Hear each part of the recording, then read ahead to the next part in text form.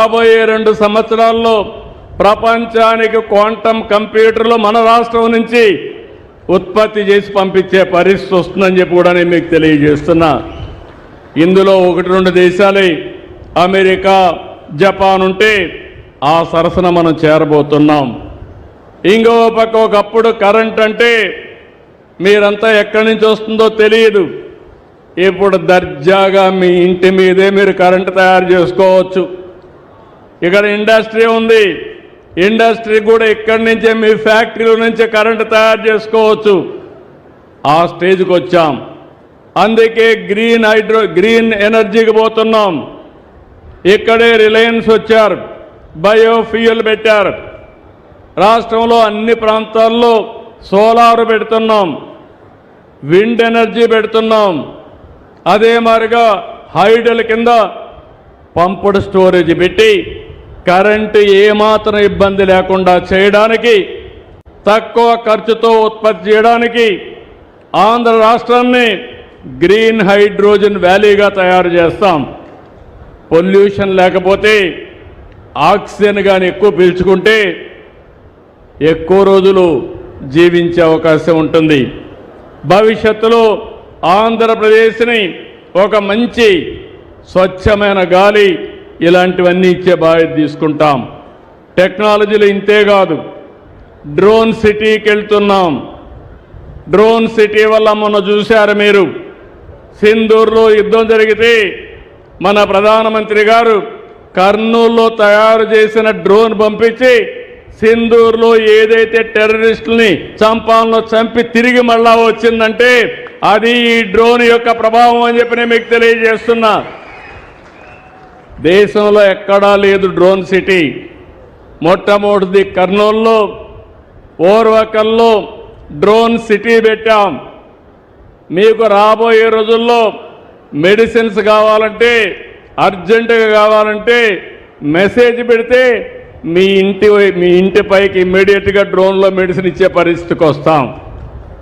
అంటే అదే కాదు, ఏదైనా సరే మీ పొలాలకి ఎక్కడ తెగులుందో ఆ తెగులు చూసి ఆ తెగులు మీదనే క్రిమి సంహారక మందులు వాడే పరిస్థితి వస్తుంది. ఈరోజు మీరు వాడే తినే తిండి చూస్తే మొత్తం కూడా ఫెర్టిలైజర్లు లేకపోతే పెస్టిసైడ్స్. దీన్ని తింటే క్యాన్సర్ వస్తుంది. ఈరోజు పంజాబ్ ఉంది. ఒకప్పుడు పంజాబ్లో ధాన్యం పండించేవాళ్ళు, అక్కడి నుంచే ధాన్యం అంతా దేశానికంతా వెళ్ళేది. ఈరోజు పంజాబ్లో మీరు చూస్తే ఫెర్టిలైజర్స్ ఎక్కువ వేసి ఆ ఫుడ్ తిని అందరికీ క్యాన్సర్ వచ్చి ఈరోజు పంజాబ్ నుంచి ప్రతిరోజు 2 ట్రైన్లు ఢిల్లీకి క్యాన్సర్ పేషెంట్తో పోతున్నారంటే అలాంటి వాతావరణం మనకు వద్దని చెప్పి నేను మీకు తెలియజేస్తున్నా. అందుకే మన రాష్ట్రంలో డ్రోన్స్ వాడదాం. పొలాలకు పెస్టిసైడ్ అంటే తెగులు రాకుండా చూద్దాం. తెగులు వచ్చినా ఎక్కడొచ్చిందో అక్కడే వేసి దాన్ని కంట్రోల్ చేసే బాధ్యత ఈ ప్రభుత్వం తీసుకుంటామని చెప్పి నేను మీకు తెలియజేస్తున్నా. అందుకే డ్రోన్ సిటీ ఏర్పాటు చేసి సివిలియన్స్ అప్లికేషన్లు కానీ డిఫెన్స్ కానీ ఎలాంటి డ్రోన్స్ కావాలనో తయారు చేసే బాధ్యత తీసుకుంటాం. ఒకప్పుడు మన దగ్గరనే శ్రీహరికోట సెటిలైట్ లాంచ్ చేసేవాళ్ళం. అక్కడి నుంచి లాంచ్ చేస్తే మనం అందరం ఆనందంగా గర్వపడేవాళ్ళం. ఇది నేరుగా మూన్కి వెళ్ళడం, చంద్రుడి మీద వాళ్ళ పిక్చర్స్ అన్ని తీసి పంపేయడం ఇవన్నీ చేసే పరిస్థితికి వచ్చింది. ఈరోజు ప్రధానమంత్రి గారు ఒక నిర్ణయం చేశారు, డ్రోన్స్ కూడా ప్రైవేట్ సెక్టర్లో కూడా లాంచ్ చేయొచ్చని. అందుకే తిరుపతిలో డ్రోన్ స్పేస్ సిటీ పెడుతున్నాం.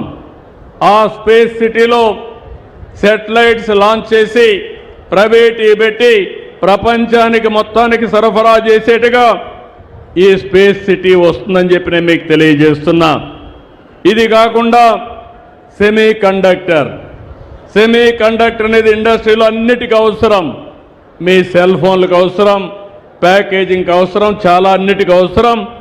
అలాంటి సెమీ కండక్టర్ కూడా ప్రాధాన్యత ఇచ్చాం. ఇది కాకుండా ఇంకో పక్క చూస్తే ఏరోస్పేస్ అంటే విమానాలు తయారు చేయడం, హెలికాప్టర్లు తయారు చేయడం, అవి చాలా తక్కువ ఉన్నాయి, దానికి కూడా వెళ్తున్నాం. ఇంకో పక్క ఆటోమొబైల్